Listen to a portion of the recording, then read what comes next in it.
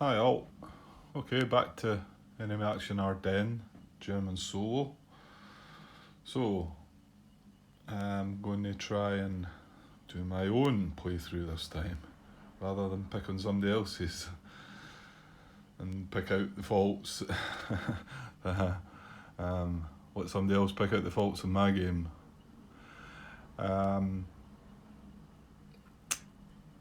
I'm going to go through this slowly. I'll probably not explain everything. I really just want to try and do a playthrough without as few mistakes as I can make. It is tricky, but I'm a right stickler for getting things by the book, so hopefully I can minimise it. The errors. Now, I'd like to play right through the main scenario, the Battle of the Bulge scenario, which is the whole 14 days. It's going to take some time though, because I'll be pausing the camera a lot, making some thoughts and wondering what I'm going to do next quite a lot, and I do have work and sleep and food and things like that to get through as well. But the previous the scenario before that, the German breakout, is just 5 or 6 days. It goes from December 16th to the 21st. It could end on the 20th. I think it's the 20th or 21st. But the victory conditions, apart from victory points, there's no changes to the setup, is what I'm saying. So it is possible now, whether I'm kind of like copping out here by saying, okay, I'm going to do the Battle with the Bulge, the main scenario, and then once I get up to the 20th or 21st, I'll say, oh, I've got enough points, I'll just take the victory here. And yeah, that happens to be the only victory I've had in this game was the German breakout scenario, and it was a similar situation. I was going to go through and play the whole thing, and then I knew I wasn't going to complete it all, so decided to stop just after the 5 or 6 days, and I actually just managed to get a victory. Yeah. So maybe that's my thinking. But we'll see. I would like to play it right to the end, because I've never played it right through. I've always got to some point where I've probably lost, because you need a minimum of victory points, so many victory points starting on the 20th, I believe. That's when you start needing so many victory points to carry on, basically. So yeah, I don't know how far I've got before, but I've not got right through it, so it would be good to try and get right the way through it, but we'll see. Anyway, so I've got the game set up. Now I've put somebody else I think I've seen do this as well. I've put wee green cubes on top of the allied units there. They've got the improved position markers underneath them, but when I played before, I used to put the improved position markers on top of them, and it blocks the whole counter. So they're there underneath, but I just thought I'd put the green cubes on them, so you can still see the unit and know that it's got an IP on it. And scroll down the bottom here, show you the bottom of the map, where the blown bridges are. There's 4 blown bridges start the game, and rather than use the counters, which kind of I don't know, they take up a bit too much space and mess things up a bit. Other folk have done this too. I've put a wee red cube over the bridge to say that it's blown. My thinking also is that once I go across a bridge and take it, I'll maybe use blue cubes like this rather than the markers as well, because I think it just takes up a bit less space and looks. I think the markers clutter up the map a bit, and if you want to keep track of all the bridges, I mean, okay, once you start moving west, you know they're yours, but I always like to have markers down, and you start running out of the markers as well. So I'll probably use them, just to show German bridges. So we'll start with step 1, which is the reserve phase. And I could have just put these out, I suppose. These units come out of this is the 16th on the calendar. So these units come out and go into the reserve boxes. And here's the reserve boxes. Before I move them down, this unit is part of the setup.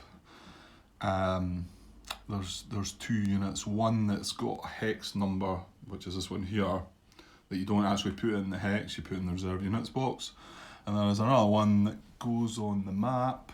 I'll see if I can show you that guy. He's up here. He's got a 16 on him, so pretty sure it's just for the Allied solo version of the game. I don't know how it affects the two-player game because I've never done that, but the Allied solo version of the game, that's probably in the reserve units box, and this other unit here is probably on the map. So there's our reserves in the reserve unit box. The Germans have an infantry unit, and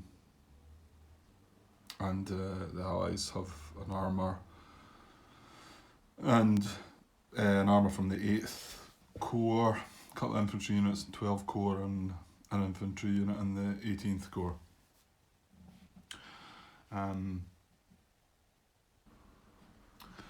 While we're looking at that, there's one rule from the December 16th, there's quite a few different rules from the rest of the game, and some other rules get brought in on the 17th, the 18th, the 19th, the 20th, and 21st, 22nd, there's different rules get added, but the 16th has got quite a lot, and in particular the first impulse of the day, things start a bit differently. But one thing I wanted to point out here is something I've missed before, and it's quite an easy one to miss. The reserve units, that's no them, is it? CCB, yeah, it is. CCR, the 9th Armour unit there. That's where he went. Okay, he should be out here too. I did think there was two of them. Sorry, my bad. So yeah, both these 9th Armour units are they have a special rule throughout the 16th that they're deployed via their 18th Corps. They're deployed by the 18th Corps card in addition to the 8th Corps or 9th Armour Division cards. But they do still have to be deployed in the 8th Corps area.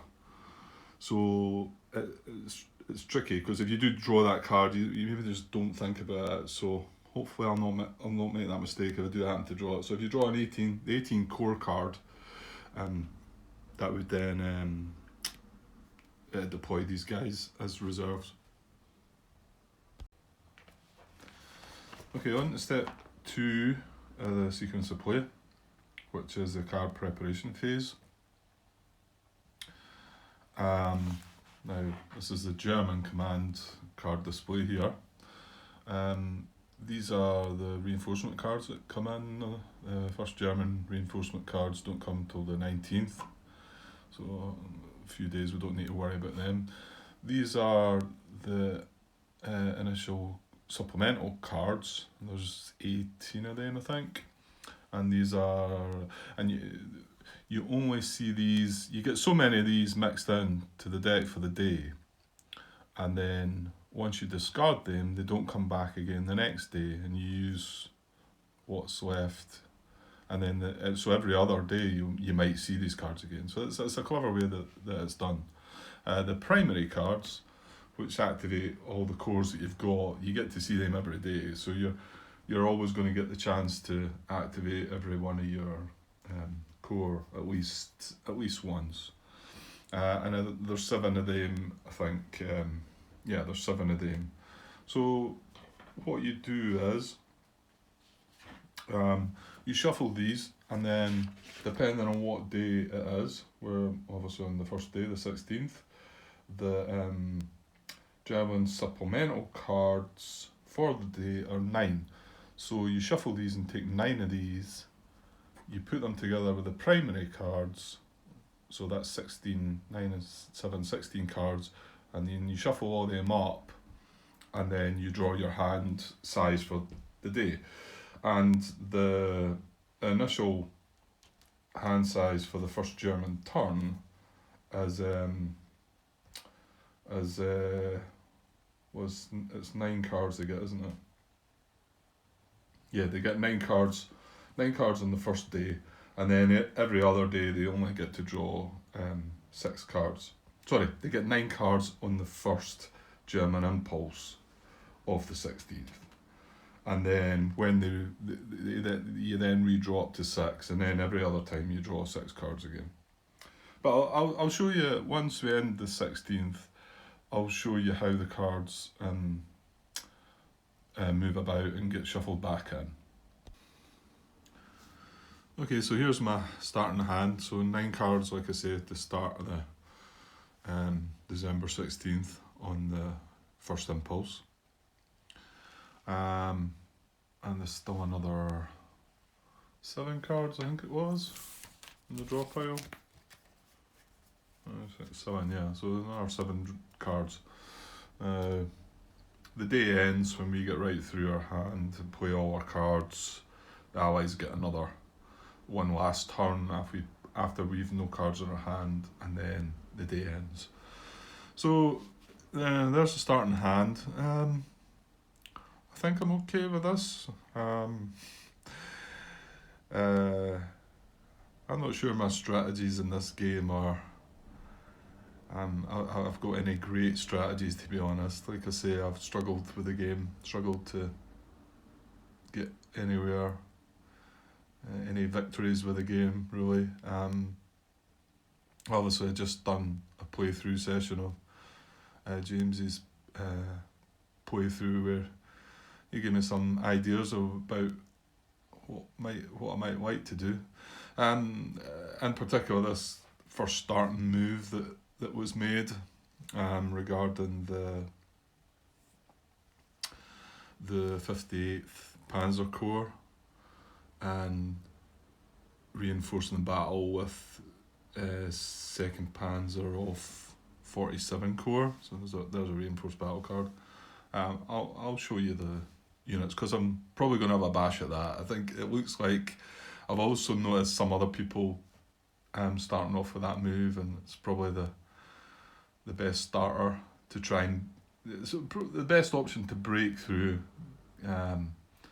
maybe get across the river early and then start making a move. So I'll show you that assuming I get around to I decide that that's the best move to start with.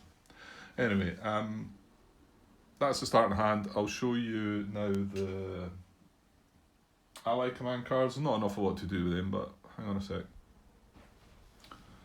So yeah, the last part of the card preparation phase is preparing the ally command cards. So again, you would obviously this is the 16th, so there's no reinforcement cards added.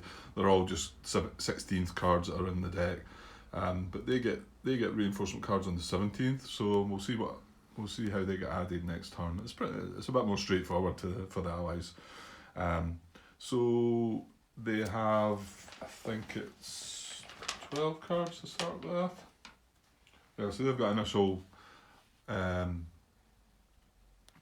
deck of 12 cards, and they're all mixed in. Primary and supplemental doesn't matter then. If we ever get around to showing you the allied solo version of the game, that changes things about. But anyway, and they have a total of 22 reinforcement cards to come in, so they've got quite a lot of cards to get added throughout the days. So basically you just shuffle the allied command cards up, and also you've got the allied action deck. You shuffle that deck, and these are the allied defensive action cards. They don't come in until the 19th, and what you do is you shuffle these up and randomly add 2 of them every day from the 19th to the 23rd, and you shuffle them into the Allied Action deck. So, like I say, come the 19th, we'll see that happening, assuming we get there. So the next phase is phase 3 is the supply phase, but nothing happens with that until the 17th, the next day. So, and then we move on to phase 4, which is the German impulse. So now we can get started. Okay, so let's not mess about. Let's just do this move that I've seen in James's last playthrough, which looked truly good. Whether he had better cards than me to carry this out or not, I'm not sure. I mean, you need to activate this core, you need to reinforce the battle. That's all you need, really. Now, remembering the first impulse, 16th rules, hopefully. You've got to play a command card total of at least 10 in the first impulse. Now, as the game then progresses, you don't have to. You can spend as much command cards points as you want. Once you get to a certain amount, though, the allies would then get a turn. But with the first day, you need to spend 10 plus. So, sorry, with the first impulse of the first day. Now, you can play cards to activate the formations, and you can play them as combat tactics. You cannot deploy reserves, and you cannot play the cards for events. And one of the biggest parts is that German units can't move, which sounds a bit of a strange one, but this is the way the game plays. However, you can get around about that with the reinforced battle tactic, which we're going to show you. So all the units that are, I mean, if I activate this core, these units can't move, but they can still attack. Now if I wanted to bring something in, if I was able to bring something in with a reinforced battle, then it can move into there to do that. It's not classed as moving, it's a different thing. You're allowed to do it, shall we say. And in the first impulse, the other thing is the allies don't draw cards at all. So they don't draw for undetected defenders or combat tactics. So you want to try and make the most of this. I think what is it described? German surprise attacks, isn't it? This is what happened historically. The allies weren't prepared, if you like. And the last thing, after this first impulse, which again I've got to spend 10 command points, so we could probably get 3 or 4 activations before I spend the 10. But after that impulse, then my hand size goes back down to 6. And then the command level, how many command points you've got to get, that drops down to 5 for the rest of the day.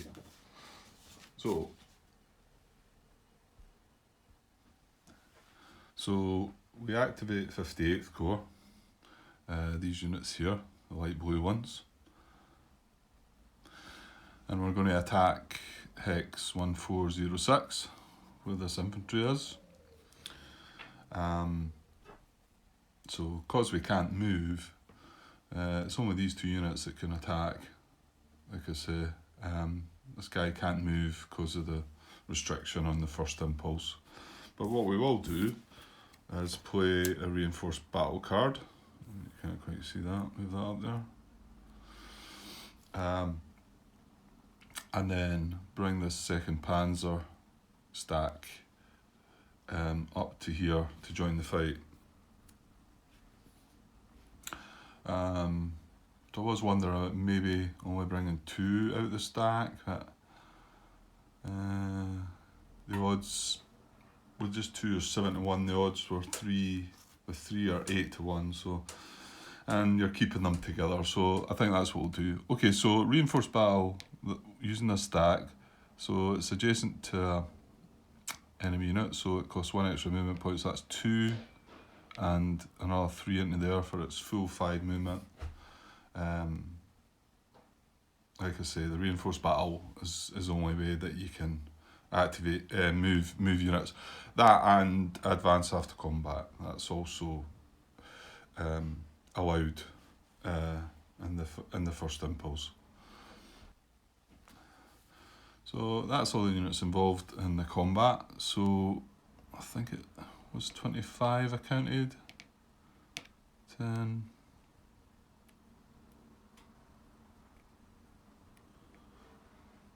Yeah, 25 to 3.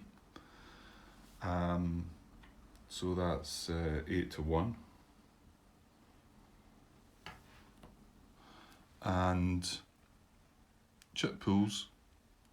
Well, it's a 2-step unit, so that tells you the minimum chit pools you make. So 1 for each step in the defenders. So two minimum chit pools. Maximum chit pools we've got are 3, 6, so 7 units. There's no multi-step. Well, there's no step units with steps above 2 in the stacks. But we do have elite. You get 1 extra pool for that. So 3, 6, 7, 1 for the elite, and 1 for also playing the tactic, the reinforced battle combat tactic. So that's 9 maximum chit pools. There you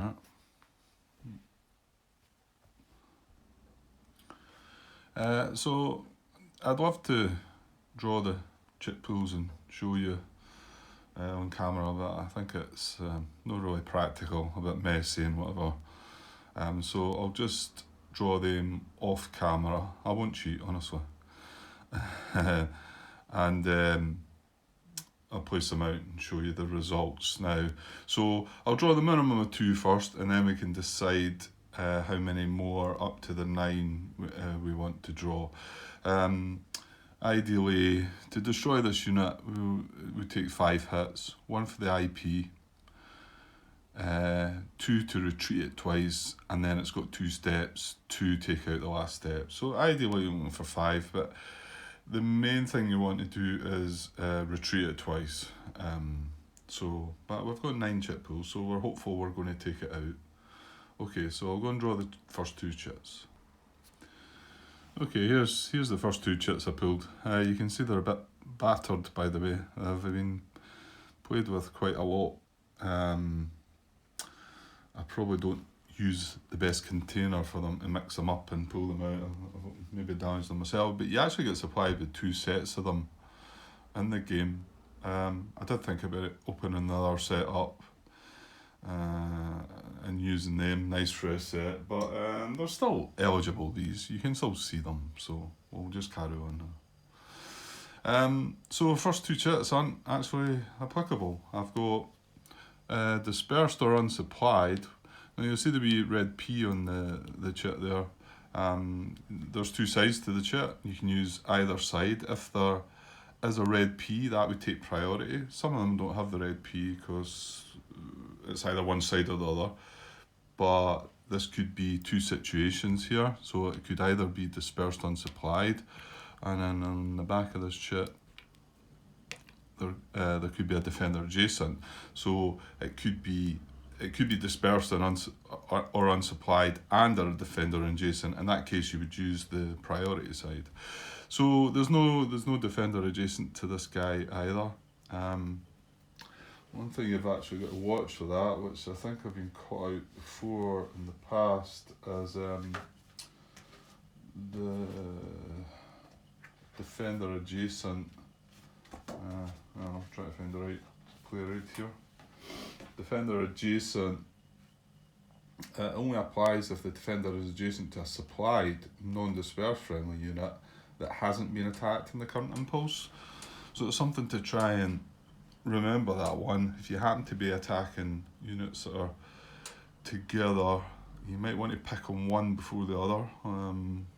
Maybe you want to prioritise one, and so you attack the other one first, so that it doesn't benefit from that. Anyway, I'm going on to other things there. Anyway, so this chit doesn't apply, and this one doesn't either. Defender elite is the priority. The defender's just normal line quality. And the other side is defender green. So unfortunately, we're not benefiting from that.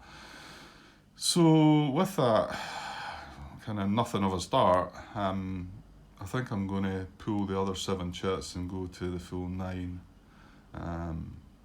because that's not really a great start.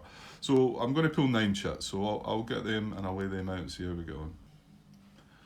So there we are. There's our 9 chit pulls. And yeah, pretty good. I'm happy with that. So the 3 in the bottom, we also already said these 2 didn't apply. This is another one that doesn't apply. Allied air power. The other side's German air power, but nobody's used air power. Flank attack works. You need to be attacking from 2 hexes that aren't adjacent to each other, so we're attacking from 3 hexes there. It doesn't apply in a town, which can catch some folk out as well, flank attack, but this isn't a town, it's just broken terrain. Next one's a nice one, 6 to 1, giving an A-1 there, so that helps with a couple of hits that we were going to take. Greater than or equal to 1.5 to 1 applies. Large attack is when you're drawing more 7 or more chit pools, so we're drawing 9, so that applies. The wood's broken a hex. Unfortunately, this is broken, so you get an A1D1 for that. Now, that's a blue chit drawn. When you draw them, you're meant to mix the other chits in that have already been drawn up to now. You would mix them all into the cup again, and then carry on drawing. But as there were no chits already drawn, as this is the first attack that we're making, then nothing happens regarding that, and all the chits just get laid aside just now until we draw another blue chit, and then they would get mixed back into the cup. Either that, or until you get to the end of the day and they get mixed back in. And the last chit is attacker elite. It's got attacker green as the priority. I think it's a priority actually. Yeah, it is. It's got attacker green as a priority, but this stack's elite, and this stack, that unit's just normal quality. So we've got no green units, but we do have elites in the attack, so that counts. So I'll take these 3 away that don't apply, and we'll just double check the hits. I've got some dice here I'm going to use, I think.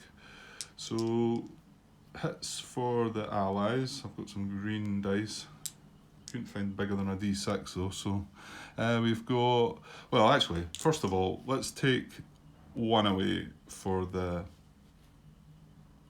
no, you know what I'll do, sorry, let's use the dice and hopefully that'll keep it straight. So I've got 1, 2, 3, 4, 5, 6, 7, so I've got 7 hits for the allies. I could say, if I can come across a green D8, but we'll maybe not be doing too many hits like that. Well, hopefully we will. So we've got 2 A1s and an A-1, so that gives it's only 1 hit to us, so that's pretty good. So there's the hits to start with.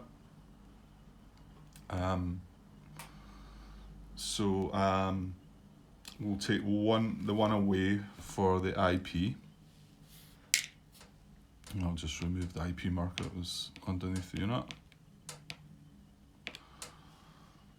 Okay, and then we'll go through the procedure about how the unit takes hits. I'll maybe move things there a little bit just so I can show you better. Okay, I zoomed out a little bit there, made a bit more space just to show you the procedure for taking hits. One thing I did meant to mention when I played the reinforced battle tactic. I'm sure I spoke about this already. One of the conditions for the first impulse is that the allies would normally then be able to draw a card, possibly an undetected defender, to join them in the battle. But if not that, they would get a combat tactic. But that doesn't apply in the first impulse. So just a reminder there that was the reason they didn't get a card draw. Okay, so they've got to take 6 hits. So the procedure here is, my player aid here. Put it here, maybe I can read it better. So if the defending unit has already treated 2 hexes in this combat, lose a step for each remaining hit not yet applied. Well, that's not the case yet. We've got 6 hits to apply. So if the hits are greater than or equal in the number of steps in the defending units, retreat 1 hex. So we've got 6 hits. He's only got 2 steps, so he's going to retreat. So retreat priorities, the main one is not in a hex. Into a hex it's not in an enemy zone of control. Well, this is in zone of control with these units. This is in zone of control, but this is not. So nice and easy for the first retreat. He retreats to there. I'm just going to put a wee, I know we'll not forget, but that's where the battle occurred. So that satisfies one of the hits, so just knock the dice down to 5. So then you go back to the start of that again. If the defending unit has already retreated 2 hexes, lose a step. Well, it's not yet, it's only retreated 1 hit. If hits are greater than or equal to the number of steps, retreat another hex. So this time he can't go here, but he's got 2 other options. Oh, hang on, I'm pointing at the wrong unit. Sorry, here. He can either go here. He can't go here, and he can't go here, but he can either go here, here, or here. So he's got 3 options here. None of them are in an enemy zone of control. Within above priorities, retreat into any terrain, however, retreat across an unbridged river or into a forest hex not entered via a road, only if no other hex available. Well, both these forests would be entered not via a road, and this would be crossing an unbridged river, and this would actually be crossing an unbridged river too. So they're all the same. So how do we get there? The tiebreakers for that are, if a choice of more than 1 hex, enter a town or city hex. Well, there's no towns or city in the 3 hexes. If none, enter the hex in the withdrawal direction. And then, if not possible, enter the hex closest to the withdrawal direction, then westernmost. Well, we can follow the withdrawal direction. That's a wee blue arrow there, so that's the hex that he moves into there. So he's now retreated 2 hexes, and with that, I'll just do it just to show you. When a unit retreats 2 hexes, it would become dispersed. But then we go back to the start of assigning the hits again. So if the defending unit has already retreated 2 hexes in this combat, lose a step for each remaining hit not yet applied. And I've not took that hit off, have I? So it's down to 4. So we've still got, he's retreated 2 hexes, he's now got to take 4 hits. Well, he's only got 2 hits. One flips onto his other side, and then the second one kills him. So that would be, there are 2 hits, and this unit's destroyed. Okay, so now we've got 1 hit to take ourselves, which is the downside to that, but it could have been worse. So, bit of a dilemma already about what to take. Normally you would think maybe take the step loss in this infantry, but he drops from a strength 4 to a strength 2. Not bracketed, mind you, but so I'm going to be probably controversial here.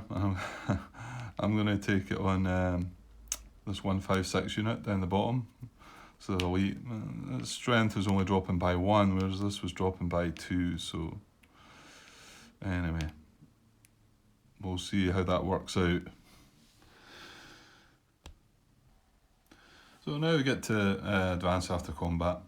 So the unit was eliminated, so it doesn't leave a path of retreat. So there's some rules regarding how you can advance the second hex when there's no path of retreat, but we'll see if that crops up. So first of all any and all units can advance into the hex where the combat was conducted, where the battle took place. So yeah, I think what we'll do is we'll advance infantry. Infantry can only advance one hex.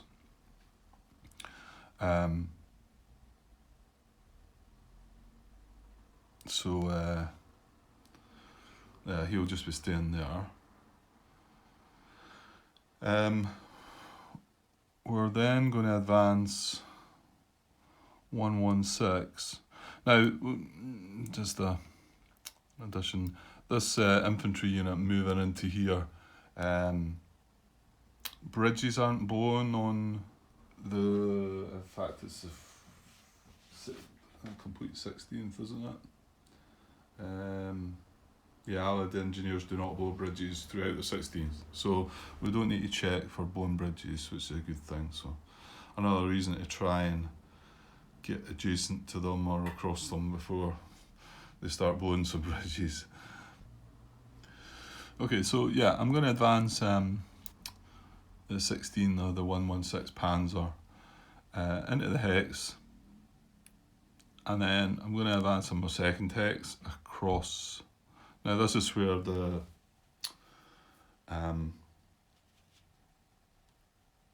path of retreat bit comes into it. So as there's no path of retreat, it's either when you're deviating from the path of retreat or if the enemy was destroyed, leaves no path of retreat. You can't move from an enemy controlled hex to another enemy controlled hex when you're making this move, and you may not cross an unbridged river and may not enter a forest hex unless entering along a road. So I'm going to move them into here, and this river is bridged. So yeah, that's good. Now I'd like to be able to do the same with these two guys as well, but unfortunately I can only move them into here, as the rules for the 16th state that only one German unit may use a given bridge in a single activation. So the others would be able to cross it if it's crossing an unbridged river, but because they weren't adjacent, they couldn't do that. So I think that's right. And then, interesting with these units, and obviously I've seen James do this in his playthrough, and looks like I'm following things. The first impulse might look quite close to what he does actually, but you want to do stuff with the 1st Panzer Corps up the top there, and you want to do stuff with the 47th. So I think some of it's maybe quite common to use guys that have played it. Anyway, so these guys are going to advance into here, and then for their second advance, again, they're not breaking any rules. They're not moving from zone of control to zone of control. It was a road into that hex. It's not forest anyway. So I'm going to advance him through the battle hex into the hex adjacent to that allied unit. And that's my advance after combat. So that's us now only spent 3 command points. Remember, we've got to spend a minimum of 10. So we've got a few more activations to go yet. So I'll have a wee look, see what the next thing is I want to try and do, and see how we get on. Okay, so next up, next activation, we play card 56 to activate 66 Corps. It's these guys here, and again, none of these guys can move. I've got two that are adjacent. This one's a bit strong, unless we were to reinforce this, I suppose, but the idea obviously was to move this stack, 2nd Panzer 47 Corps, up to here and use a card, not a reinforced battle this time, but assault coordination. While I'm playing that, just while I remember, the command level that you play for the card that activates the corps that you're using, that tells you how many combat tactics you're allowed to play. So that 2 tells us we can play 2 combat tactics, up to 2 combat tactics. So yeah, we're attacking at this hex 1204, and then we're playing assault coordination so that these guys can be involved. Assault coordination just means anything adjacent to the battle hex can join the battle. So we've got, just wondering if this shadows affecting things a bit. Hang on a sec. Yeah, to be honest, there's not really much I can do about that shadow coming into things, I don't think. It's one of the challenges I think you have with these things, is getting the right light situation. Just a learning process for me at the moment though, so maybe I'll improve it in the future. I don't think it's too bad. You see my hand coming in, that's using the tweezers anyway. Anyway, back to what we're meant to be doing. So we're attacking this hex here. We have a strength of 11 and 5, so 16 against 2. So again we have 8-1 odds, which is good. We have 1, 2, 3, 4 units, so 4 chip pools. +1 for elite is 5, and +1 because this is more than 2 steps, this unit. So that's 6. And we've also got +1 for the combat tactic. But I think this time I'll also add some fixed artillery.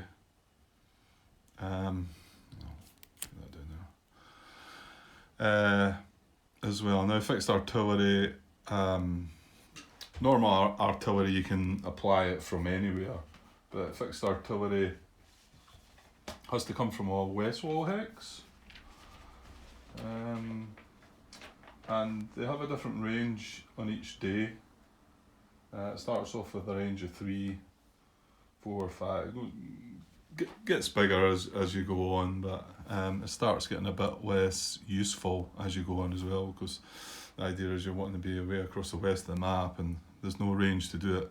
But anyway, so there's a west wall hex here, so that's 2, well in fact there's one there which is adjacent to that hex, so we can use fixed artillery. So we use that as well, so that takes our chip pools to 8, I believe. I think it was 3, 4 for the units, 1 for elite, 5, 1 for the multi-step unit, 6, and 2 for the combat tactics. And that's a total of 8 chip pools. And the minimum again is 2 steps in the unit. He's got an IP again, so it's a similar situation. Ideally we want 5 hits to eliminate him. This unit's green this time, which is a plus. He's in woods. A woods terrain hex this time rather than broken, so that might affect some of the chip pools, we'll see. Anyway, I'll do the first 2 chip pools and we'll see where we go from there. Okay, there's the first 2 chip pools, kind of nice actually. So we've got greater than or equal. Well, first of all, before I tell you what's what, I drew this blue. This is the second blue chip we've drawn. So I drew this the second chip. So now all the chits that were set aside, they go back into the cup and get shuffled up. So yeah, I've got greater than or equal to 5-1. We've got 8-1 odds, so that applies. And this one's 5th Panzer Army or Allied attack, and these units are from the 5th Panzer Army. That was a priority, but there was no air power played, so this chit applies to us. I think if you had a mixed set of units, I think I'll double check it if it occurs, but I think you need to have more than 50% of the units in that army to qualify. If you happen to have a mixture of 5th and 6th Panzer Army, for instance. So, good start, D2. We obviously want to probably still go to the large attack, so maybe just draw another 5. Let me just have a think. Yeah, I think we'll draw 5 more, so just 7 chits in total. So I'll go and get them and I'll get back to you.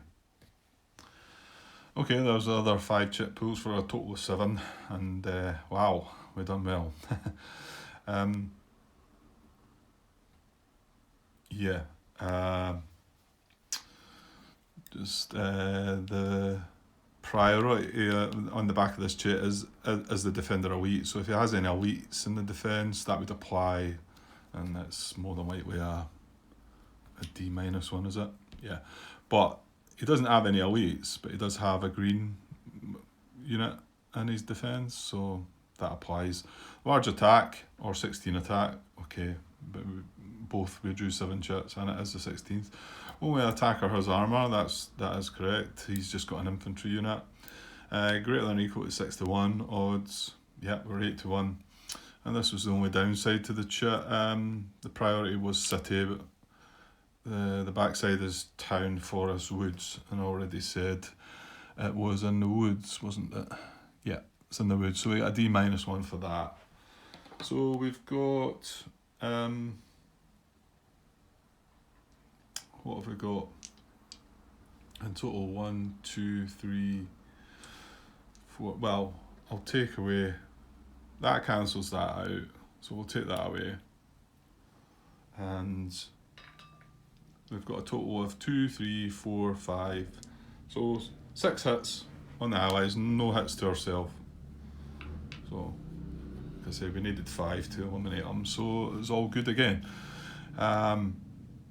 So just need to see where it retreats again. Well, actually, first of all, let's get rid of the IP. So that knocks it down to 5 hits left. That takes a hit away. I'll just take the marker from underneath to it. Out of the way. So he's not retreated twice. 5 hits is greater than his 2, so he wants to retreat. Can't retreat here, zone of control. Can't retreat here, zone of control. So he retreats here for 1. So that knocks it down to 4 hits left to take. And then he can retreat into any of these 3. Sorry, 4 is still greater than his steps. He's not retreated twice, so again he's going to retreat into one of these 3 hexes. So let's just get the priorities here. Just make sure I get it right. So they're all not in enemy zone of control.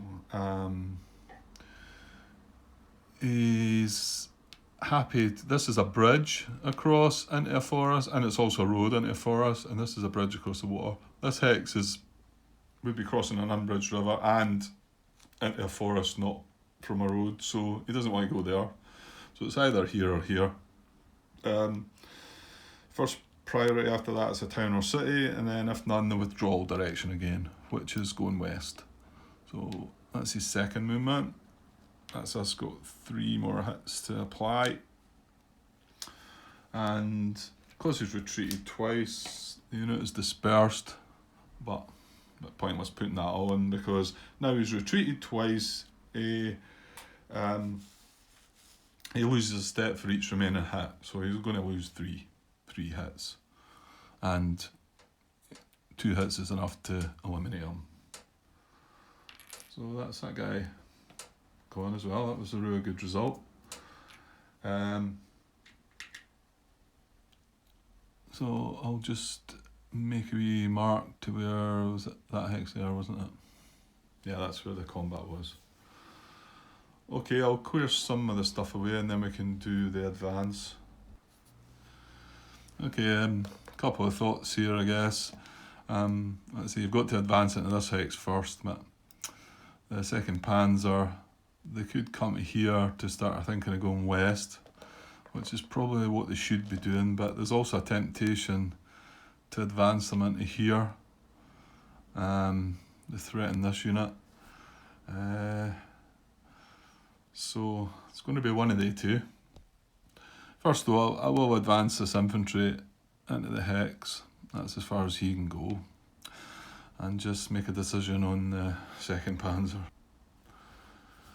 Yeah, I think this is probably quite a big decision to make early on. I feel like I should be coming west. I've got the card to activate the 47th Panzer Corps, so they maybe not getting activated in this first impulse, however.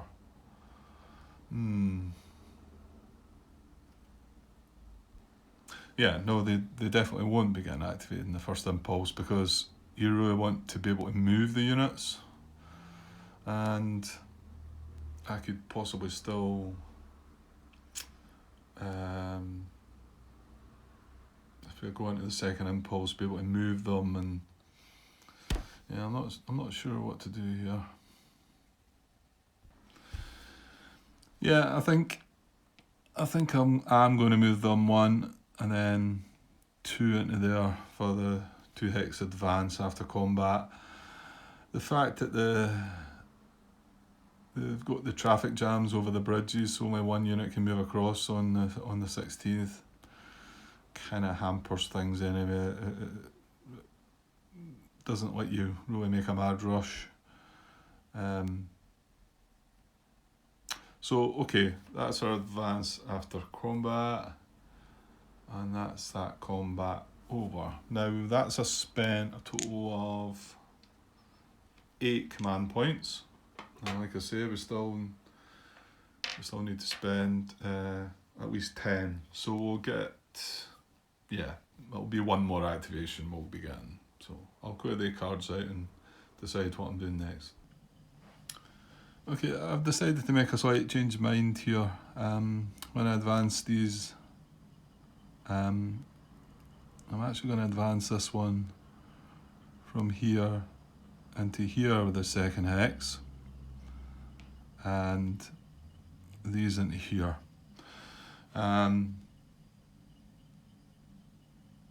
Just the fact that when I move them, 1 can only cross the bridge anyway, so at least I've got 1 in place. I suppose it might not matter, but I've got 7 strength factors there, and another 5, so that's 12 to 3, that's 41. And a bit of luck, some of these guys, sorry, I know I'm slightly higher up in the camera there, but some of these guys might be able to help. So when this advances into here, again, there's, like I say, there's no bridges blown on the 16th, but roadblock checks do apply, and this is the first roadblock check, so we need to check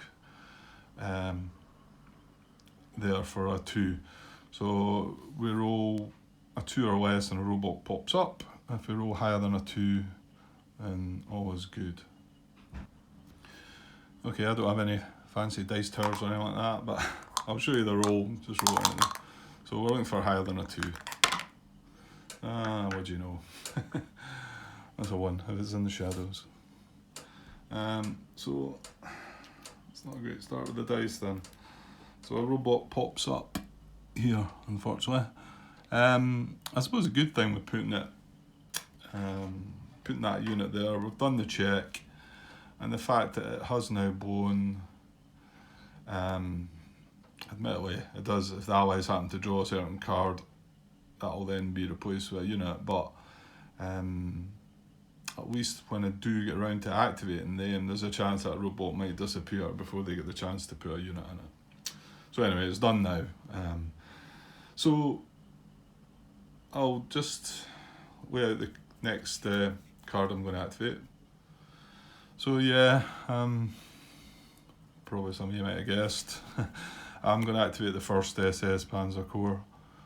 And then this is probably starting to look like James's first turn as well. I'm sure he done things very similar to this, but it does look like the best things to do. You know, the fact you can't move The first SS have got 3 loads of units round an ally, so you know even if they don't reinforce the battle, they've got an attack at least, you know. The other stuff down the south, I'll not move the camera just yet. There's not really great opportunities to do anything with them yet.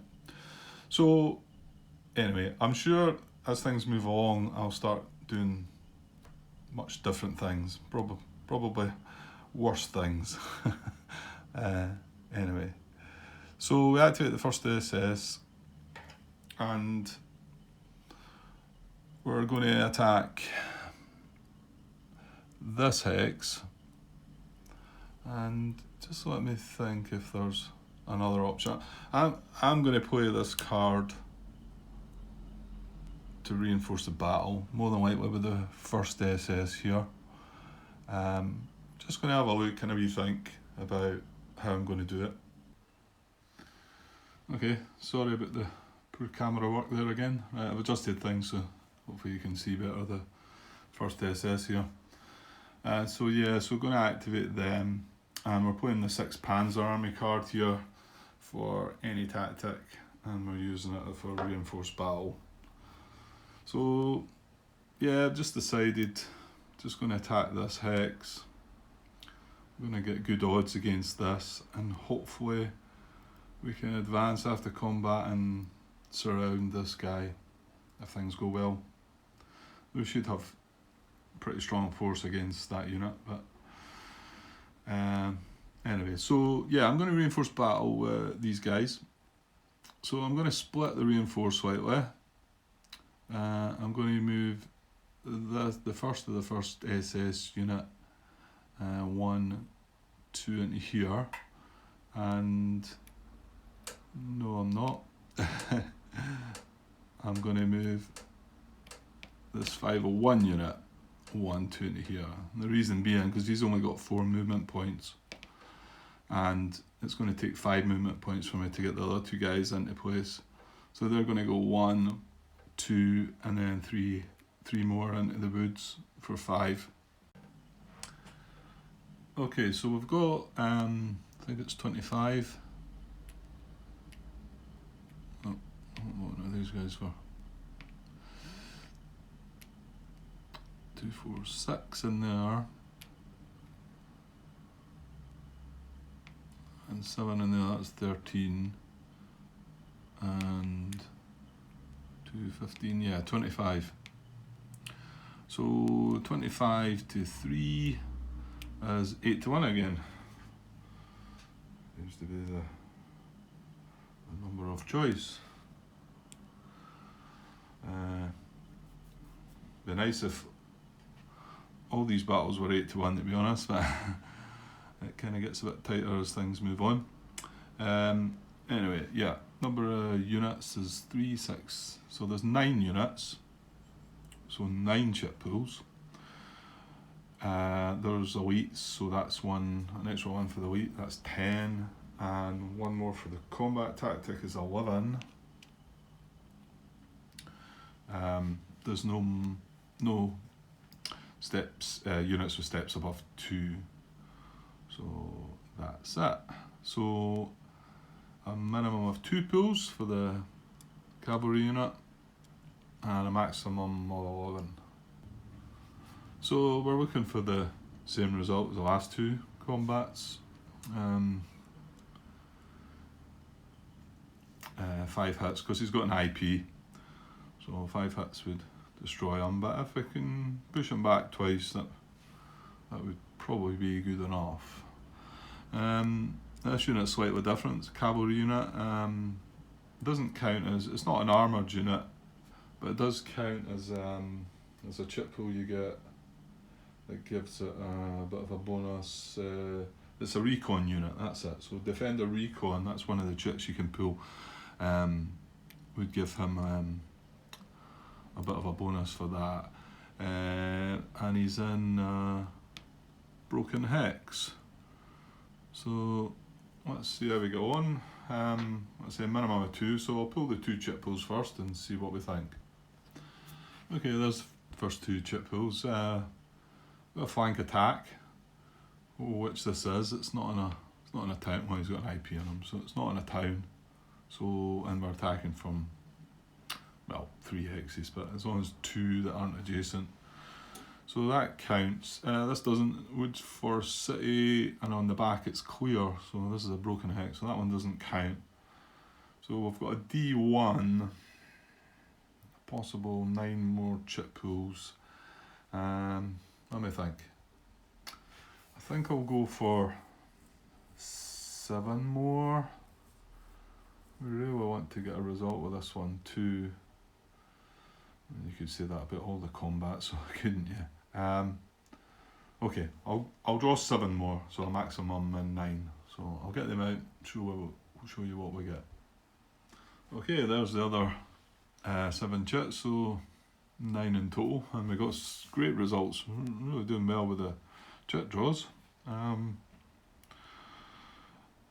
Yeah, it's excellent. So these don't apply. Defender elite doesn't apply, and the backside is defender green, which is not. Attacker elite.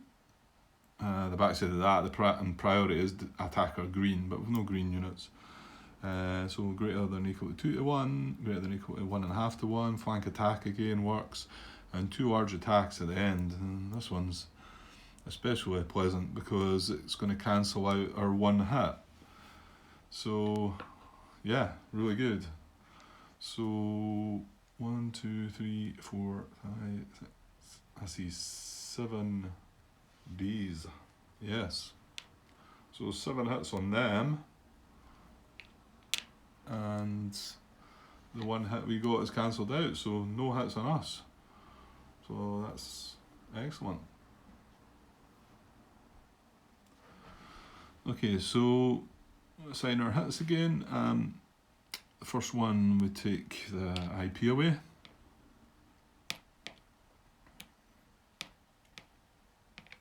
So that satisfies that first hit.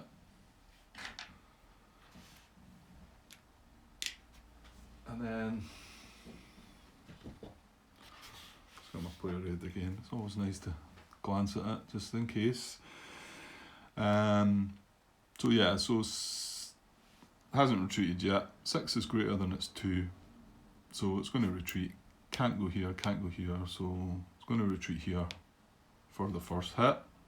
Knocks it down to 5, and then same again, hasn't retreated twice. 5 is greater than its 2 steps. It's going to retreat again. No towns. This is a withdrawal arrow, so retreats into there. Still got 4 hits to take. It would be dispersed, but 2 hits is enough to destroy it.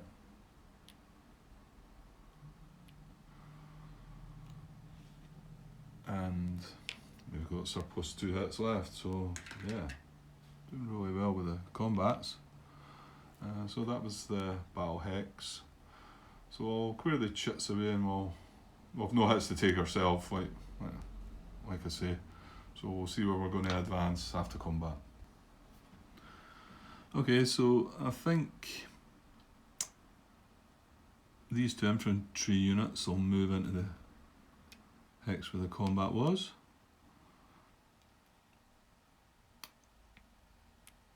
We wanted something to come down here, so it probably makes sense that it's this stack. So these are all mechanised.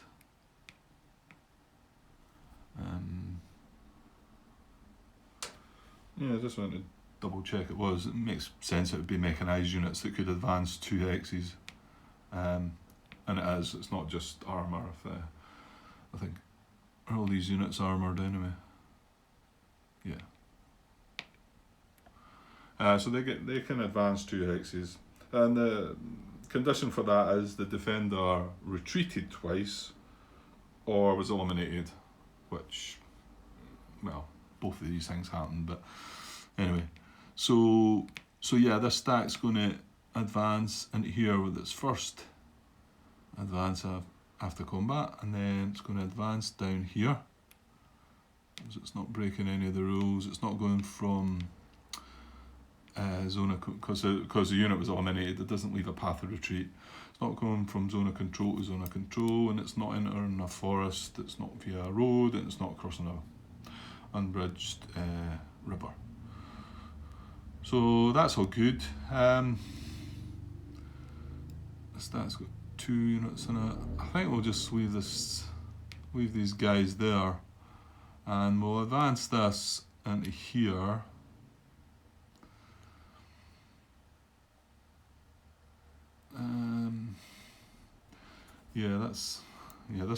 This must be looking very similar to what the playthrough that I just done with James's session that he had, because this one crops up. It reminds me, this was Unity Plays here, and he made a comment. Oh, actually no, he put the other.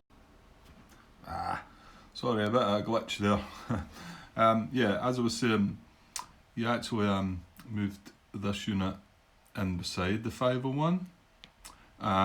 Made a comment about there's a card, Germans Exposed, which targets a unit with 2 strength, but it targets it situationally, and that's maybe what I didn't consider at the time. But anyway, his comment was that it's better to have more than 2 strength so that card can't target the unit, which makes sense. But I had pointed out that because this unit's in a forest hex, the situational strength, it gets +1 to situational strength for being in the forest. So that's why I feel that I think I'll maybe just leave that guy there, because I'm thinking to get the Piper along, it might be a good spot to put the Piper, and if you've got 4 steps in there, this is one that can easily, it catches so many people out. This one in particular, because it's a strong unit and it gets used a lot. But you've got to be careful because it's 3 steps. You can only stack 3 units or a maximum of 6 steps. So 2 2-step units and a 3-step unit, you can't do that, but a lot of people fought with that one. Anyway, going on a bit here. So I think that's going to be my advance after combat. So I don't think I'm going to move this infantry stack. I mean, they can only come in here, and there's only space for 1, so I think I'll just leave them and keep them together. So that's us finished with our 3rd activation. I've spent a good whack at command points this time. Spent 7 on top of what we've already spent. Takes us to 15, I think it is. 6, 7, 8. Yeah, 8, 7, 15. Yeah, so we're well over the 10 that was required. But you can see how you want to maybe do it in a way that you maybe want to get the most out of the cards. And anyway, so that's our impulse for the day. So we now draw back up to 6 cards. We've got 2 cards left in our hand, so we'll discard these cards and I'll show you the new cards that we draw. One last thing just before I've finished the impulse. I like to mark the units that we activated, the cores that we activated, so that just in case. So we activated the 1st Panzer Corps, we activated the 66th, and coming down a little bit, we activated the 58th. So these 3 cores cannot be activated in the next German impulse. Okay, so there's our new cards. I think these were the 2 cards we had left over. Draw 4 more cards. So that's us. After the Allies get an impulse, we can do stuff with the cards. It's quite a good draw. I'm pretty sure we'll be activating the 47th Panzer Corps. Obviously the 1st SS we can't activate next turn, but we could keep that card and use it for the next again impulse. It does have reinforced battle on it though. So anyway, we'll see. So now the Allies get a shot. So we'll draw a card for them. I'll get the cards out of the way and we'll draw a card for them and see what they're going to do. Okay, so what do you know? Here's the Allied first impulse. I seem to draw this card quite a lot for the first impulse for the Allies. Of course, there's maybe more than one of them. Anyway, but this is going to affect this roadblock, I'm pretty sure, that we talked about maybe being able to get rid of unless they manage to draw a card, and this is it's going to activate the engineer's event. It's a no command card, so on the 16th to the 21st you carry out the engineer's event, and this event has a few things to go through. It's on one of the player aid cards. The player aid cards are really good in this game, so you've got an Allied side and a German side. So with the engineers, you conduct one of the following in priority order. It's 1, 2, there's 3, 4 different choices, but unfortunately the first choice is going to trigger, I'm pretty sure. So it says replace a roadblock in a VP hex or an Allied supply with an Allied reserve unit per 15.4. So yeah, that's what's going to happen, because 15.4 says you want to select a reserve unit, and you do that. You want to look at the army that's closest to the roadblock. So this is the 18th Corps, and he's 3 away, so he's the closest one, and he's in the first army. So if we look over at the reserve units box, I'll just angle it there so you can see. This guy's from the first army. In fact, he's even from the 18th Corps. The other two, you can see a slight difference in the greeny colour. This is green, this is more sort of khaki colour, if you like. So these units are actually from the third army, and they're the sort of southern end of the map, and the first army is the northern end of the map. So you look at what's closer, so you want to pick somebody from the first army, like we've said. You then want to prioritise a unit from the first division if possible, and it happens to be that this is from the 106th division, and so is this reserve unit. So that's the ideal choice. If there wasn't a 106th division unit in there, you would hopefully get somebody from that corps, and then if not from that corps, you want somebody else from the army, from that army. If that unit wasn't there and that's all you had, then you'd look at some other options, but I'll go into them and if the need ever arises. So this guy's going to come out and replace this roadblock here. So if you remember back, I was saying about if we got to activate these guys, which we were probably quite possibly going to do in our next impulse, we'd get another roll at the dice here, and as long as we rolled above a 2 this time, that roadblock would have just got taken away. But not now, there's a unit there. So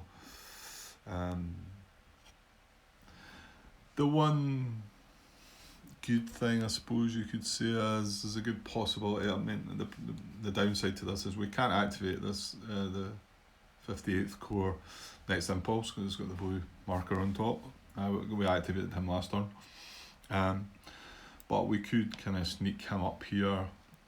Again, we'd need some better dice rolling than the first attempt at a roadblock, because you're going to have one roadblock, 2 if you go that way. You could probably avoid going rolling for that one, but you need to roll for that one and then a big roll for that one, obviously. But yeah, it would then surround this guy, and obviously that's a victory point hex as well, so it's quite nice to go and grab. Anyway, we will see what's happened. Anyway, that's the Allied first impulse over. Quite straightforward really with that one anyway.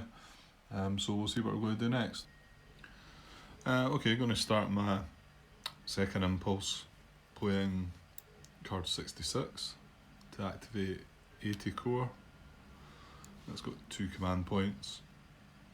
It's part of the reason why I'm doing this one first, because the command level drops to, I think I said to you before, for the rest of the day, for the rest of the 16th, it stays at 5. So as soon as I spend 5 or more command points, the ally get an impulse. Now I could just spend these 2 command points and then pass a turn. I think you can do that. Let me just have a look to double check before in case I'm telling you some nonsense. Yeah, it was worthwhile going and checking that one. Not something that you're probably going to do very often, but there could be strategies to make something of it. You do have to play 1 card, so it says play of at least 1 card is required. You may not pass. And then at the end it says if the total command value is less than the allied command level, so this would be 5. So just say I played this card, I've spent 2. And it says cards remain in your hand, you may play another card and implement its command, or you may declare the German impulse over. So you could declare it over, but you do need to play 1 card. And then if the total command value equals or exceeds the allied command level, or if no cards are left in your hand, then the German impulse is over. So there we go. But I guess my point was I spend 2 points just now on this, and then I'm going to make another activation that'll be a wee bit. It'll have a few more points, and I maybe can add some combat tactics and take it over. Where 5 will let the allied have an impulse, I could maybe spend 7 or 8 with the cards, you know.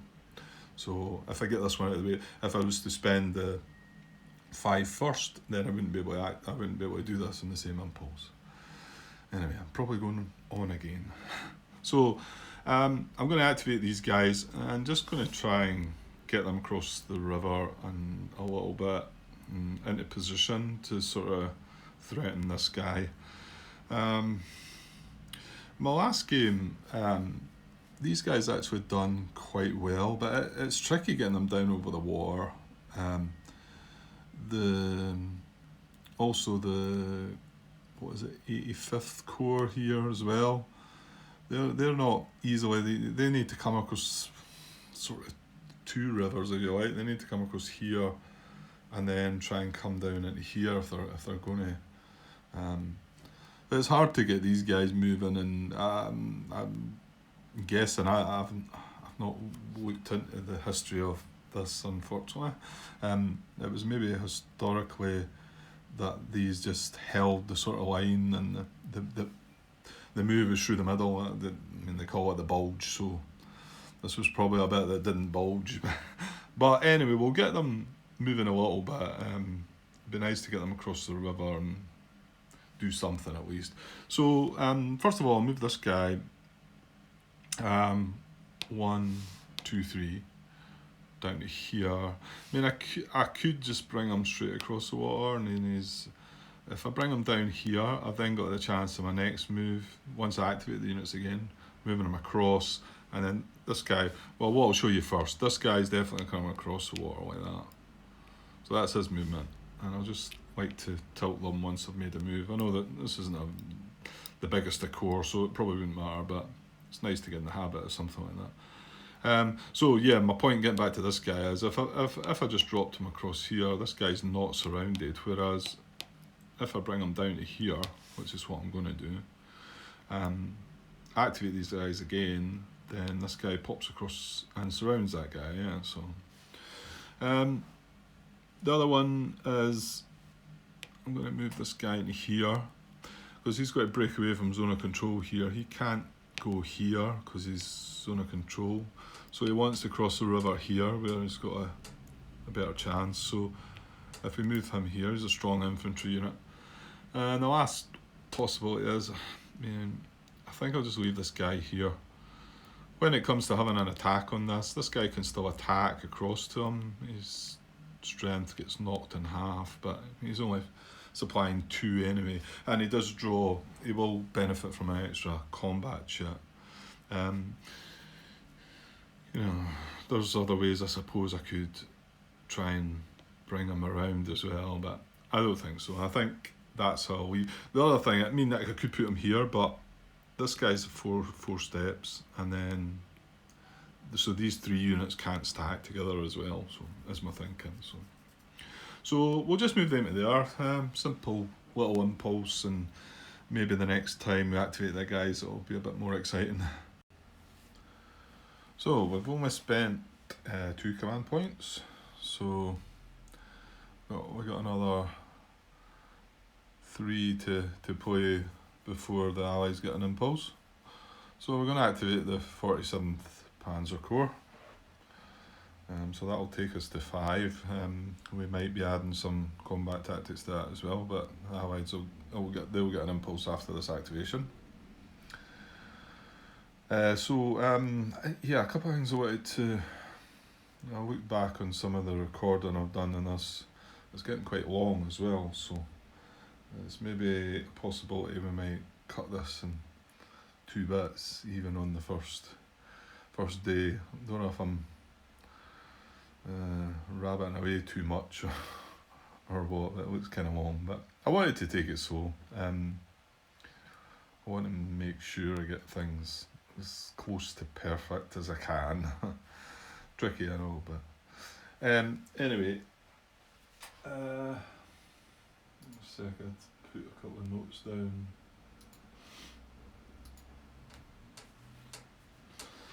Yeah, there's a couple of things I might put in the comments at the beginning. I'll speak about right at the beginning of the video. I'll speak about the conditions for the victory and defeat, and continue and I'll speak about going right through the game. Well, the game can end. The main campaign, the main scenario, if you like, can end on turn 20, the end of turn 20. I'm pretty sure, I think it's the end of day phase that you check for victory conditions, isn't it? Yeah, so you can get to the end of turn the 20th, and if you've got less than 11 victory points, you lose. If you've got more than 40 victory points, you get a strategic win. If you get somewhere in between that, you carry on the next day, and it just goes day to day, right through. So when I say about getting right through the game, you don't necessarily have to get right to the 29th to complete the game. In fact, I think the longer you go, the harder. Maybe it evens out. You start off with the option, possibility of getting strategic win, then it goes to operational win, then the last couple of days you can only get a tactical win. So you want to win early if you can. That's the point. Anyway, it's just in case I made you think that getting right through the game actually wins you the game. So I might add a comment at the beginning before I finalise this video. Also, I've got these comments up. There's another one I mentioned about the end of day happening when my hand is empty of cards. Well, it's not just my hand, it needs to be the deck, my deck of cards as well. So the German deck, once it's empty and your hand's empty, then the allies get 1 more impulse, and then you go into the next day. So I think I'd maybe mentioned it was when your hand got emptied, but the deck needs to be emptied too, but I'm sure that makes sense. One of the things, to give you a reminder, we got things up here, in the first impulse we managed to cross this bridge, so this is now a German controlled bridge, and like I said I was going to put a wee, rather than use the counters, just put a wee blue counter in between. So that was just something else that I noted. Okay, that's it. there might be some comments going at the beginning regarding these things and anything else that I come across. So we're going to activate the 47th Panzer Corps. So what are we going to do with them? Okay, so probably going to have two combats. One here and one down here. But I'll move the units to where I'm wanting them to be first.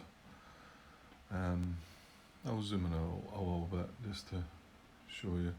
Well, actually, there's probably no point here because I don't think there's any movement. I moved this guy into here in the hope that we were going to get a clean run across this bridge, and of course roadblock popped up and then the unit popped up. So I could back him out and into this combat here. I'm going to use assault coordination to get all the units involved, but I don't really think it's necessary, so I think I'll probably just leave him there, if that feels like, seems like a waste or not.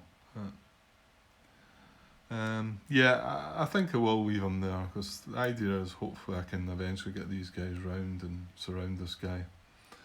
It does kind of tie these guys up. Pushing them up here, I could see, it is a good thing, because you get an advance after combat, bringing it up here and getting this guy. But I think this is the real main force to be heading west, really. And having them up here, but we'll see how it goes. So there's no movement there. I'll show you the movement at the hex further down. Okay, so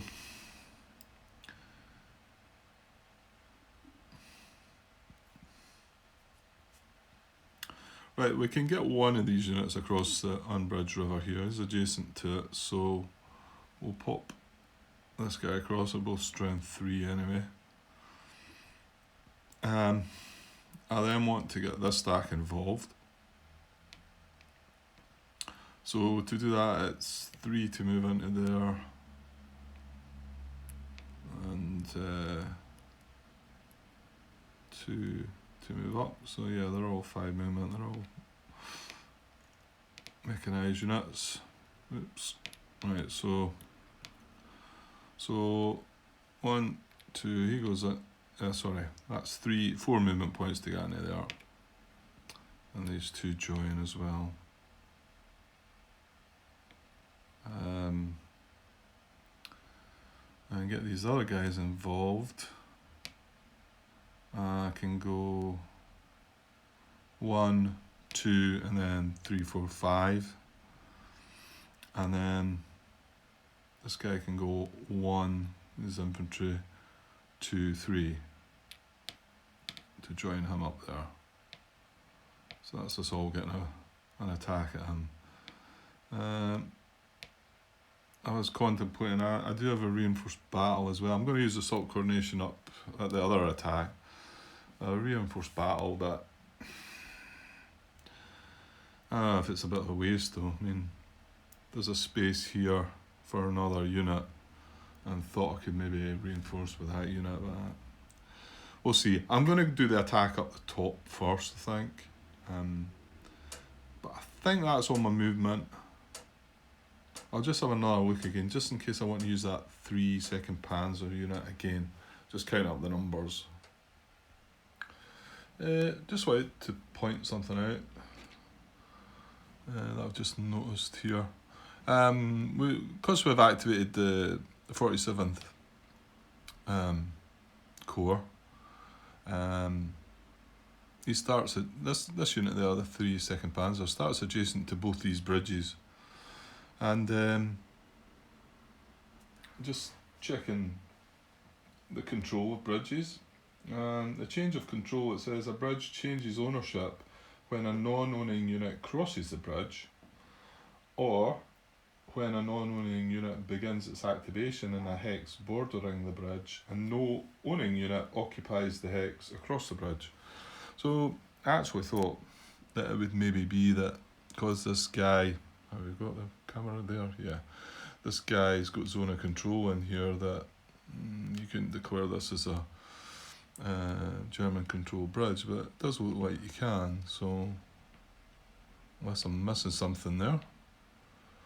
Obviously, there's an allied unit across this bridge, so that's still an allied bridge.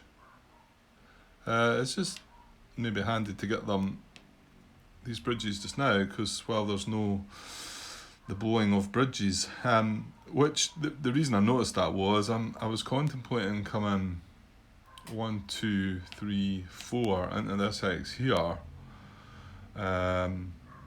So I'd then be adjacent to this bridge, and not have to do a bridge demo check. I think that was quite a good move, I think. So let me have a wee think again. Yeah, I think I will move this. What the heck, let's give it a try. So it's 2 movement to back away from that zone of control, 3 into here, and then 4 into here, and back into this unit zone of control.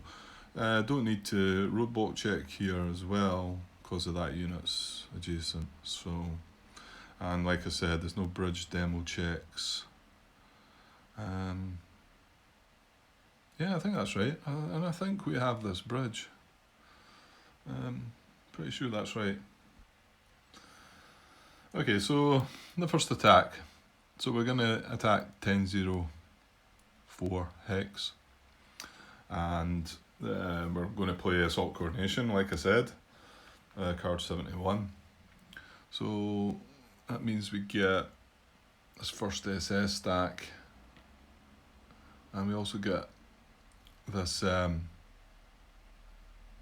66 core unit. Now you'll notice that both of these core were activated in the last impulse, and I said you couldn't activate them again, but reinforced battle and assault coordination both allow you to still use units that have been activated previously. So that's why we're able to do that. So we've got 12 or so 19, so 24 to 3. I think it's the magical odds again, isn't it? 8 to 1, and they've been working really well for us. Like I say, if only some of the later on battles were 8 to 1, we'd cruise through this game, I think. Okay, and we have 3 2-step units there, 2 2-step units there, so that's 5. Well, let's count the units: 3, 4, 5, 6. So that's 6 chip pools. We've got some elites, so that takes up to 7. And this unit's a 4-step unit, so that takes it to 8. And then we're also playing the assault coordination, so that takes it to 9 chip pools maximum.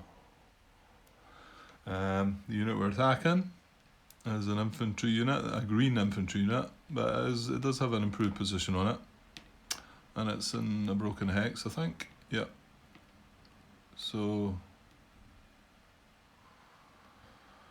I'd like to think the odds are against that guy. Yeah, so the difference this time from, as this is our first attack in the second impulse, isn't it? The difference here is you would get to draw an ally card. Now, the allied unit's surrounded, so he's not going to get an undetected defender, because that's one of the stipulations. It needs to be put in a hex that's not surrounded, but he will get a combat tactic for that. So I'll draw the card anyway. So I'll check I've got everything else. So here's the allied card that I drew, a 5th core card number 5. Just a quick. This is step 3 of the German attack, and it says draw 1 allied command card if at least 1 allied defender is in supply. Well, the unit is in supply. Supply is checked in the supply phase. You can't trace supply, but that's not what it's asking for. So it is in supply. If the formation on the card matches that of any of the defending units, and the defending units are in communication, so they've got that, and are in communication, not in dangerous round, and possess fewer than 4 steps in total, then you would check. Well, they've only got 2 steps, but the other 2 conditions they can't meet, because he can't trace communication, because he's got that zone of control, and he's not in dangerous round, he's actually surrounded. So, to be honest, the communication part, if a unit's surrounded, it can't trace communication at all, I don't think.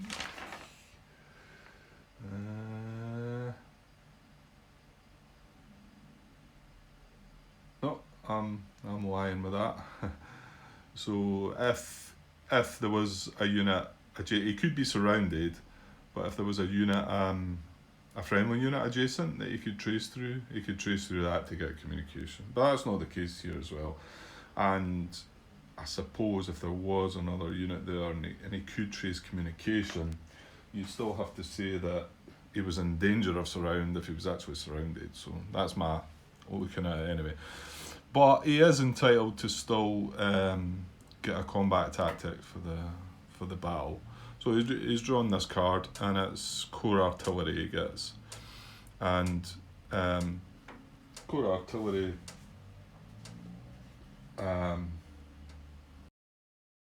is quite nasty, because not only does it give artillery, it lets them draw another combat tactic.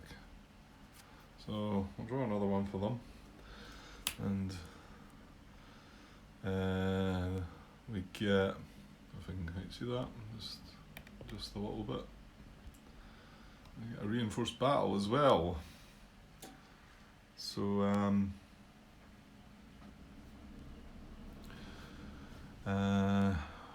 it's not going to work though, I don't think. So yeah, it's not going to apply, because the unit here is surrounded, so there's nothing that can come and reinforce anyway. Even if a unit could reach, it can't get into the hex, because the zone of controls enter in the hex. So that won't apply, so that's good, because artillery was enough, I think. So yeah, so they've got artillery. We're going to pull a minimum of 2 chits and a maximum of 9. So I'll get the 2 chits first. Okay, so there's the first 2 chit pulls, and they're good. We've got attacker elite, which we have. There's no green units attacking, and only attack in combined arms, which is true as well. He's only got an infantry unit.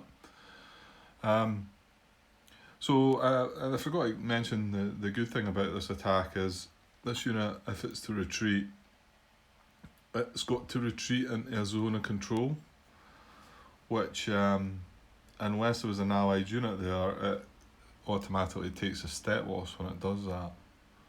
So in actual fact, I don't know if I mentioned, I was telling you before about how many hits I would need to kill it. It's got an IP, so normally you would need 5 hits to kill it. But because that's going to, 1 hit is actually going to retreat it and take a step loss. The first retreat it takes will take a step loss as well. So that should work out to be 4 hits will kill it, I think. Yeah, so only 4 hits required. So that's quite, we're drawing D2, the first 2 chits, only needing another 2 hits to kill it. The only downside could be if I draw some artillery, because obviously they played artillery. But I think I'll go at the large attack, but I'll only go up to 7. So I'll draw another 5 chits. We'll go with that. And there we go. Another 5 chits pulled, and you guys must be thinking, God, this game's easy, or Grant's cheating. Another amazing result.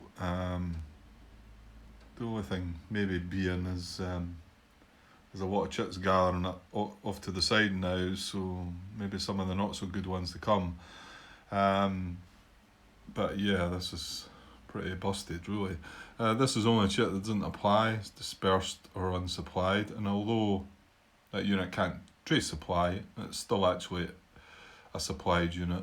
The other side of that hex is, that chit is defender adjacent, so there's none of that. So we've got attacker elite and only attacker combined arms, we talked about that. 1.5 to 1 or greater than or equal to, there's an A1 on that, but right next to it we've got a nice 7 to 1 which takes that A1 away. Broken or queer hex, so that was a benefit to us this time. Some of the terrain ones can be rough, the forest ones, units in forest can sometimes hurt, but that one, broken, you sometimes get a result and you sometimes don't, you sometimes get a D- one. And the last one is another 7 to 1. Just wanted to point out the 7 to 1 is the priority on this one, and on the back side of it, it was flank attack. So that's to both the incident supply, so there's a D1 for that, but I've actually got 7 to 1, so use the priority and I get a D2. So yeah, really great result again. I've got 2, 3, 6, 7, 8, I think it is, and then the A1, the A-1 cancels out the A1, so no hits to us. So yeah, go through the formality. I think you know what's going to happen up to now. I'm sure it'll not keep going like this. I'm sure things will start going pear-shaped, but we'll see. Right, I'll take that chit out because that's not applicable anyway. We let you see the other, so I'll just double check that. 2, 3, 4, 5, 6, 7, 8, and no hits to us, and no artillery, so quite fortunate. So yeah, we know this unit's going to die with 8 hits. So the first hit again takes the IP away, so I'll do that first.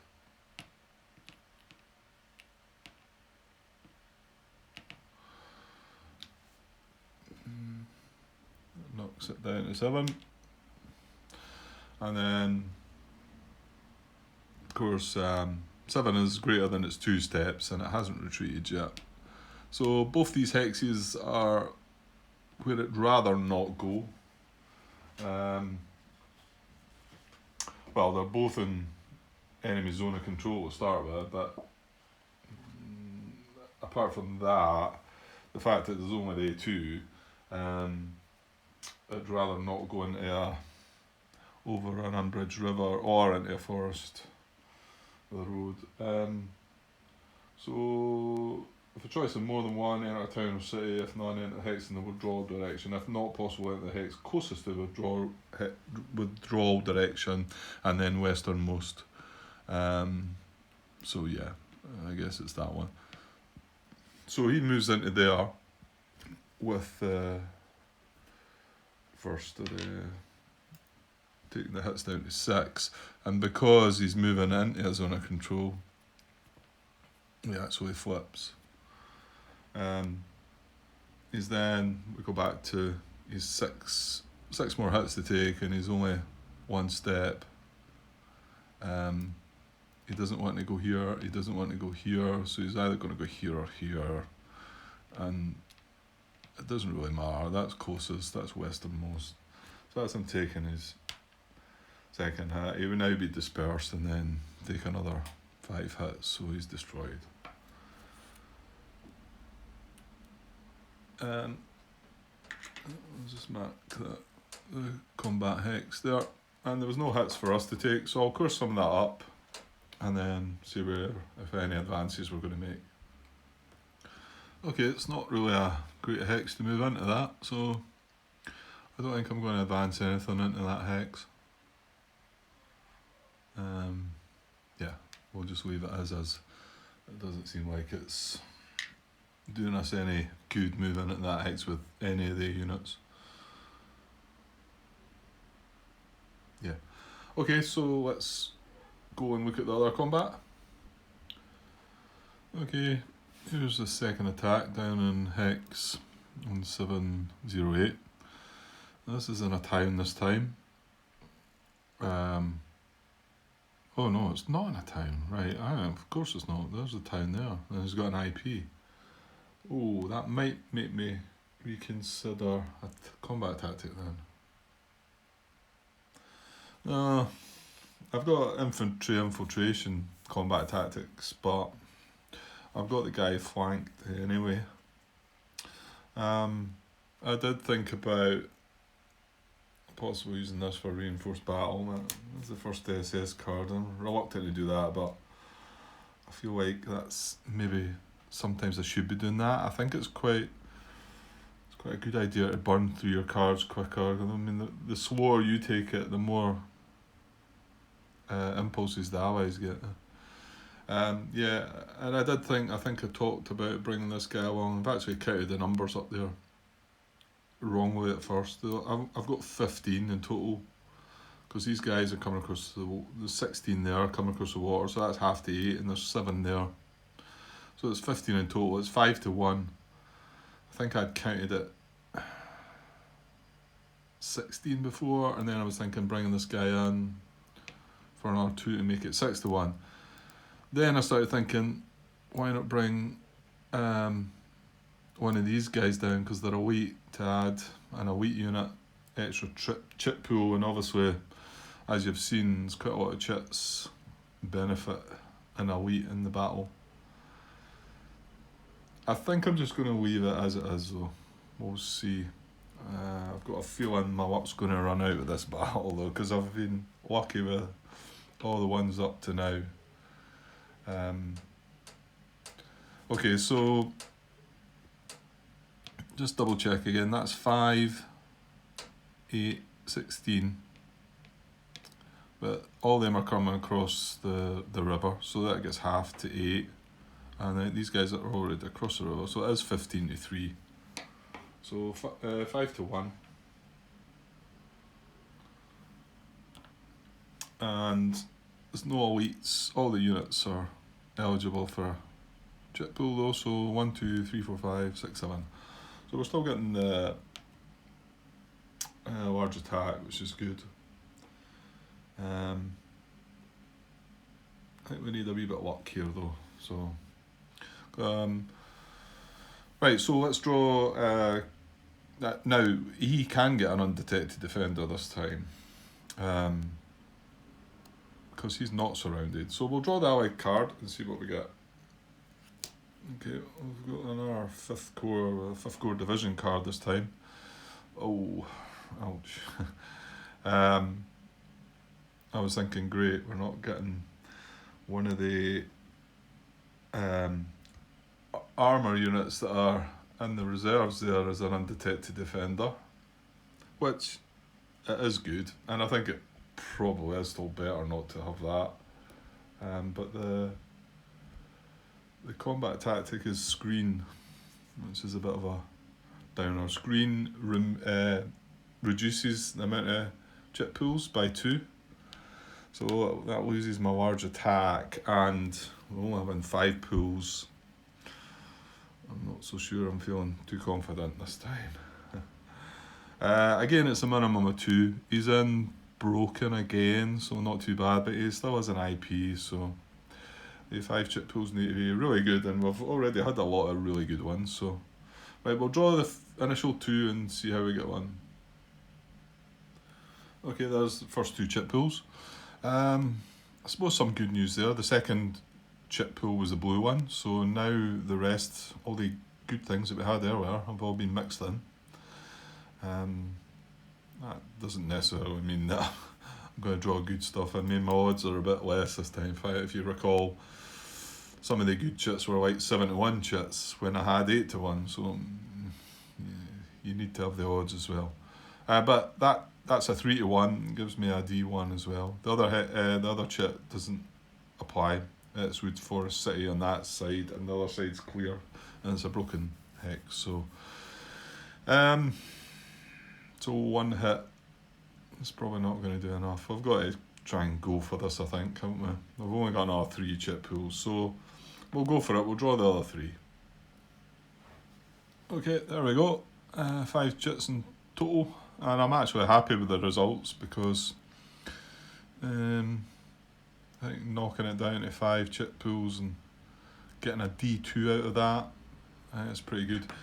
These 3 don't apply. I told you about that one. This is Defender Recon, the one I was telling you about, the cavalry unit, as a priority. The other side of that chit is Combat Engineer, so if the attackers played the Combat Engineer tactic, it's a D1, so, but we didn't play that. And the last one, the priority is Attacker Artillery, and in the back of that is Defender Artillery. So none of that was played. But yeah, if you recall, their combat tactic was screen, but I just moved that out of the way once I adjusted the chit pools down to 5 from 7. So yeah, we're going to see some different results this time, so I'll take these 3 out of the way. And we've got 2 hits to dish out to the allies, and we'll go through some different things this time. I'll make a wee bit more space. Okay, so none of this 7 and 8 hits this time, just 2 hits to the allies. So the first hit, he's got an IP, so the first hit takes care of the IP. I'll take that away. So that takes us down to just 1 more. So, go through the assigning hits to defending allied units again. Has it retreated 2 hexes? No. Now here's where we usually had some result, but not this time. If hits are greater than or equal to the steps in the defending unit, retreat 1 hex. Well, it's got 1 hit and there's 2 steps, so that's not the case. So then you go to down to C. If losing a step would cause the defending unit to exert no zone of control from the hex it occupies, retreat 1 hex.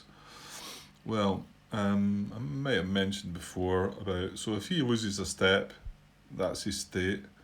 I'm pretty sure I mentioned brackets before, but if not, then units that have bracketed strength don't exert zone of control round about them unless they're in a town or city.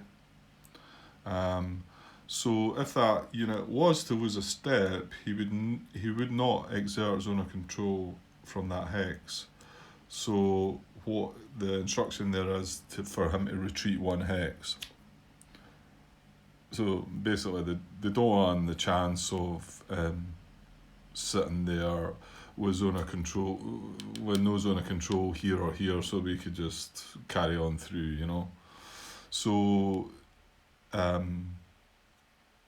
for that second hit, he's just going to retreat 1 hex. So he's going to retreat into the town. It's got the withdrawal arrow and it's a town was priority, and that satisfies the second hit that we had.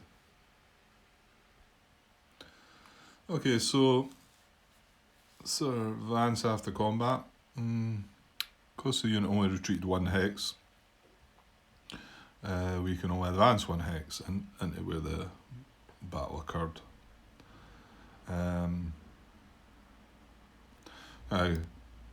Because this is a broken bridge, and still with the rules of 16, only one would be able to cross the bridge anyway. The good thing is both units are coming from different hex sides, so one can advance from there and one can advance from there. So I think it makes sense to advance the armoured unit into there and follow that up with one of the wire units.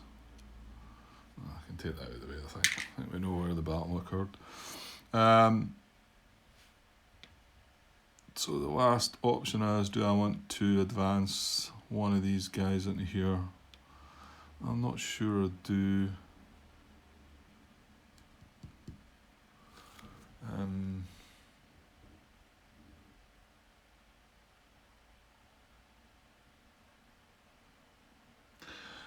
Yeah, I think I'll just leave it like that.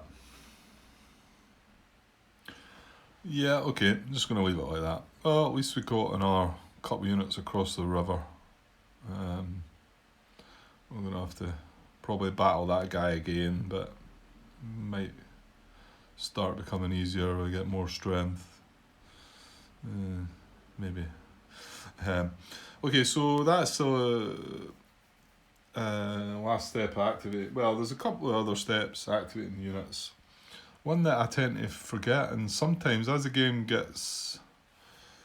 progresses, you need to start remembering that step 4 of activating German units and formations is that if a unit did not move or attack, it may build an improved position. So we can get IP markers on our guys as well.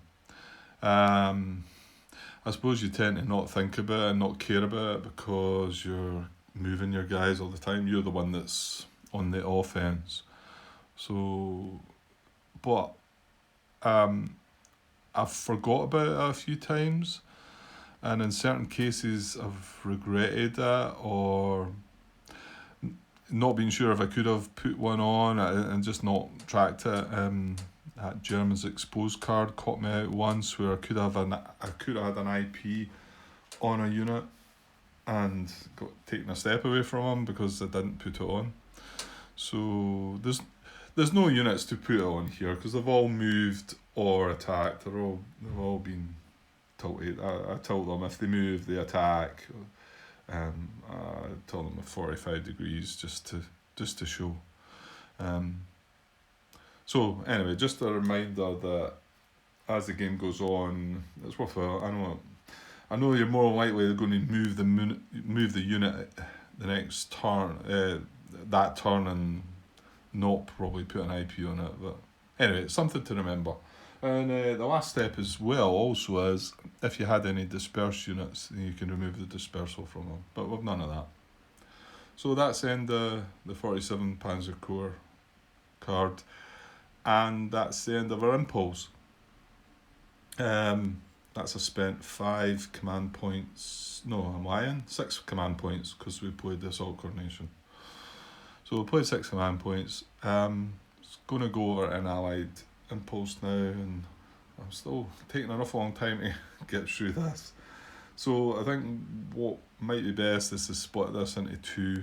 So I'll probably do that. I'll go and have a look and double check and see what it looks like, see the length of it, but I'll probably split it into 2 parts. So I'll leave that for now. Okay, cheers. Oh, and just before I go, remember that's the end of our impulse, so we can remove the 3 blue cubes from the previous impulse. Now the units can activate again in the next impulse. But these were the 2 core that we activated this impulse, so I'll put one in that, and you can't quite see down the bottom there, but they've been activated too. Okay, cheers.